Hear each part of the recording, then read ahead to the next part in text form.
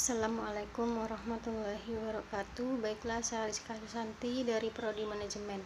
Baiklah, saya akan menjelaskan terkait bisnis internasional dalam 4 bagian, yaitu manajemen SDM, manajemen pemasaran, manajemen keuangan, dan manajemen operasional secara internasional. Baiklah, saya akan yang pertama menjelaskan mengenai manajemen SDM. Pengertian manajemen SDM: manajemen sumber daya manusia atau yang disebut dengan MSDM menjadi salah satu bidang dari manajemen umum, serta manajemen keuangan, manajemen pemasaran, dan manajemen operasi.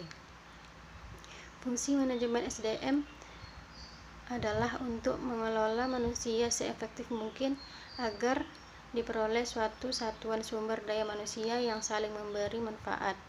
Manajemen sumber daya manusia atau MSDM merupakan bagian dari manajemen umum yang memfokuskan pada sumber daya manusia. Tujuan manajemen sumber daya manusia pada masing-masing perusahaan bersifat variatif. Sistem manajemen sumber daya manusia dapat menjadi sumber kapabilitas perusahaan yang memungkinkan perusahaan untuk terus belajar mempergerakkan peluang baru. Manajemen pemasaran atau yang saling disebut marketing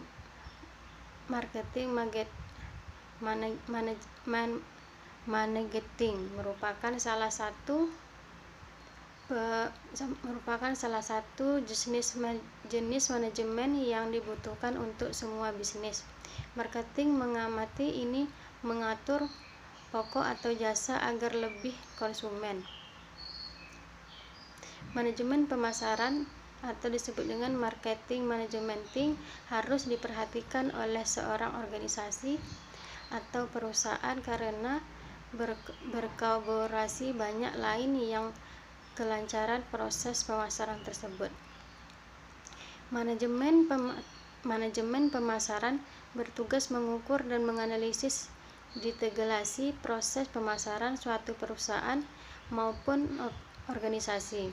Manajemen pemasaran bertugas sangat penting dalam perusahaan atau organisasi karena dengan adanya manajemen pemasaran perusahaan bisa meraih target pasar yang diinginkan.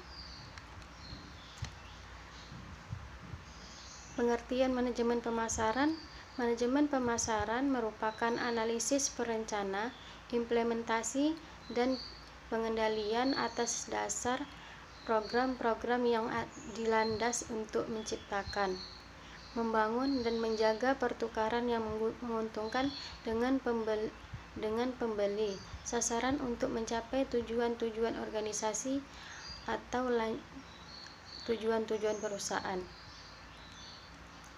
Menurut Coulter dan Keller 2012 menyebutkan bahwa marketing manajementing is the of the god dengan bahasa Inggris,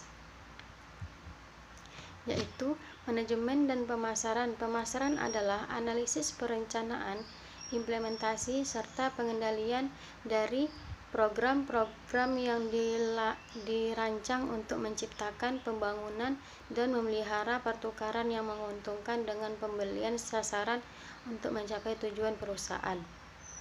Sedangkan manajemen adalah proses perencanaan atau planning, pengorganisasian organizing, penggerakan accounting atau pengarahan directing, dan pengawasan controlling. Manajemen pemasaran merupakan suatu usaha untuk merencanakan, menerapkan yang terdiri dari kegiatan mengorganisasikan, mengarahkan serta mengawasi dan mengendalikan kegiatan pemasaran dalam suatu tempat. Fungsi manajemen pemasaran. Fungsi manajemen pemasaran diantaranya ada aktivitas menganalisis, yaitu analisis yang dilakukan untuk mengetahui pasar dan lingkungan pemasaran, sehingga dapat diperoleh sebesar peluang untuk merebut pasar serta beberapa besar ancaman yang harus dimiliki. Manajemen pemasaran. Ada beberapa tugas pokok manajemen pemasaran, ialah memasarkan produk perusahaan sehingga tercapai tingkat keuntungan jangka panjang perusahaan untuk menjamin kelangsungan hidup, serta pengembangan perusahaan. Tugas manajemen pemasaran juga tidak terlepas dari permintaan. Jadi, tugas manajemen dari pemerintah, tugas manajemen pemasaran marketing manajementing tidak hanya pada mengusahakan dan mengembangkan permintaan produk perusahaan, tetapi juga mencakup pengaturan jumlah waktu dan sifat permintaan sesuai dengan tujuan perusahaan.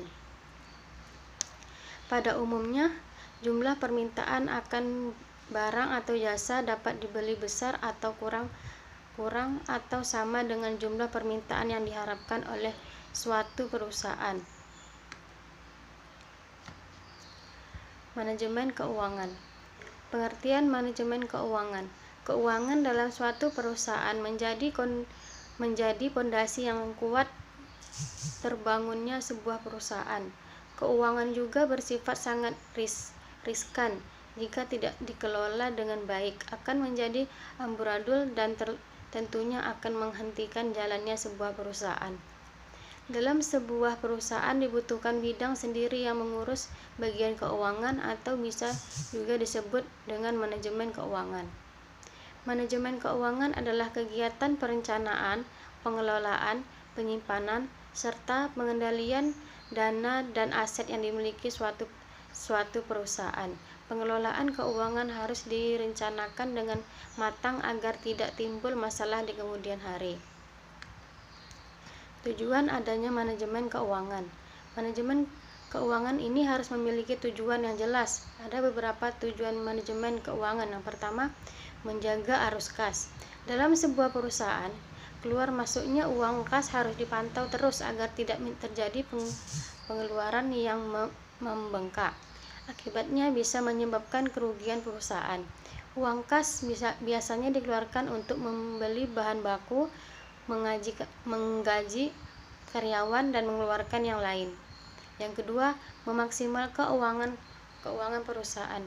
Tugas manajemen keuangan bukan hanya mengawasi keuangan, tetapi juga melihat aktivitas anggaran dana yang tidak menguntungkan bagi perusahaan yang dapat dihilangkan dan diganti.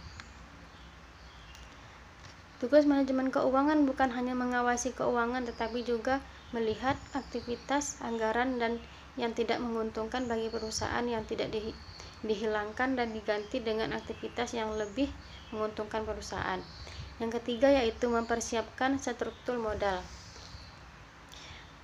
Manajer keuangan dalam merencanakan struktur modal harus bisa menyeimbangkan anggaran yang dimiliki dengan dana yang dipinjam perusahaan. Yang keempat, memaksimalkan keuntungan. Perencanaan keuangan yang tepat akan mampu memaksimalkan keuntungan yang didapat dalam waktu yang jangka panjang. Yang kelima, meningkatkan efisiensi. Meningkatkan efisiensi dengan menganggarkan dana yang tepat pada semua aspek, maka efisiensi dana perusahaan akan terus meningkat. Yang keenam yaitu mengoptimalkan kekayaan perusahaan. Manajer keuangan juga harus mampu membaca pasar saham dengan memberikan pembagian laba semaksimal mungkin kepada pemegang saham. Tentunya akan meningkatkan perusahaan dan memberikan kepercayaan pemegang saham untuk terus berinvestasi di perusahaan. Yang ketujuh yaitu mengurangi risiko operasional. Keputusan yang tepat yang dilakukan manajer keuangan akan berpengaruh terhadap risiko bisnis yang tidak pasti di setiap waktu. Yang ketujuh, memastikan kelangsungan kehidupan perusahaan. Manajer keuangan memegang peran penting jalannya sebuah perusahaan. Keputusan yang tepat akan mampu membuat perusahaan bertahan di persaingan bisnis. Namun sebaliknya, keputusan tidak hati-hati akan menyebabkan sebuah perusahaan bangkrut. Yang ke-7, mengurangi biaya modal. Manajer keuangan harus membuat perencanaan modal yang tepat agar menggunakan modal dapat meminimalisasi sedemikian rupa. Fungsi manajemen keuangan yang harus kamu ketahui. Selain tujuan manajer keuangan di atas, manajer keuangan juga harus mempunyai fungsi yang jelas. Jangan sampai manajer keuangan tidak mempunyai fungsi apa-apa dan hanya berdiri sendiri saja. Ada beberapa fungsi manajer keuangan. Yang pertama, planning. Planning merencanakan keuangan dalam sebuah perusahaan sangatlah penting. Perencanaan keuangan meliputi mengatur uang kas, menghitung rugi laba, dan merencanakan arus kas. Yang kedua, budgeting. Budgeting merupakan kegiatan mengalokasikan dana untuk semua keperluan perusahaan. Alokasi ini harus dilakukan seminimal mungkin dan memaksimalkan anggaran yang ada. Yang ketiga, ada controlling. Controlling adalah melakukan pengontrolan atau evaluasi terhadap keuangan yang sedang berjalan. Evaluasi dilakukan untuk memperbaiki sistem keuangan perusahaan agar perusahaan dapat bertahan. Yang keempat, auditing. Auditing adalah proses pemeriksaan keuangan. Pemeriksaan keuangan perusahaan sesuai kaidah akuntansi akan menghindari terjadinya penyelewengan dan penyimpangan dana perusahaan. Dan yang kelima, reporting. Reporting adalah melaporkan keuangan atau melaporkan keuangan perusahaan harus dilaksanakan secara terbuka dan transparan di semua kalangan. Laporan ini berguna untuk memberikan informasi keadaan keuangan perusahaan. Prinsip-prinsip manajemen keuangan. Terdapat juga beberapa prinsip manajer keuangan yang harus diterapkan di setiap perusahaan. Yang pertama, akuntabilitas. Akuntabilitas adalah kewajiban moral dan hukum yang terdapat dalam sebuah perusahaan sehingga dapat diketahui dari mana dana diperoleh dan dipakai untuk apa saja, serta bagaimana perusahaan memakai dana tersebut. Semua pihak dan aspek di perusahaan harus tahu bagaimana dana dan wewenang itu digunakan. Yang kedua, ada konsistensi. Sistem keuangan perusahaan harus dilakukan secara konsisten. Bukan berarti perusahaan tidak boleh mengganti sistem yang sudah berjalan, tetapi dengan adanya pergantian tersebut,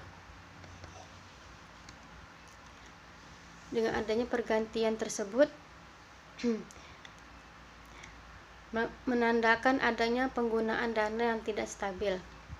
Yang ketiga, melangsungkan hidup. Manajer keuangan harus bisa merencanakan keuangan agar perusahaan bisa terus berjalan dan hidup. Manajer keuangan juga harus mempunyai strategi keuangan yang tepat. Yang keempat, transparansi. Perusahaan harus transparan dan terbuka terhadap keuangan perusahaan. Perusahaan yang menyediakan informasi tentang aktivitasnya dengan orang yang berkepentingan. Keuangan yang akurat, lengkap, dan rapi dapat diakses dengan mudah oleh setiap manajer yang berkepentingan. Kelima, ada standar akuntansi. Sistem akuntansi yang berlaku di setiap perusahaan haruslah sama, yang berarti semua akuntan di seluruh dunia dapat paham dan mengerti tentang sistem akuntansi yang sama. Yang keenam, ada integritas. Laporan dan catatan keuangan harus dijaga integritas dengan baik. Laporan keuangan harus dibuat selengkap dan seakurat mungkin. Pengelolaan perusahaan harus bisa mengelola keuangan perusahaan dengan tepat. Perusahaan harus bisa menjamin bahwa dana yang telah dianggarkan dapat digunakan sesuai dengan tujuan dan rencana keuangan yang telah dibuat sebelumnya.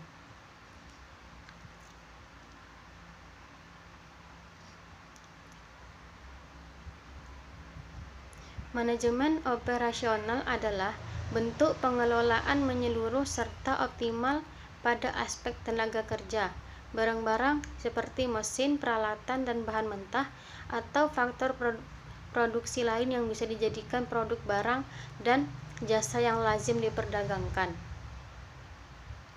Dalam pendekatan lain, juga diartikan sebagai pengelolaan, meliputi perencanaan, pengorganisasian dan pengendalian semua kegiatan yang terkait dengan barang serta jasa secara langsung.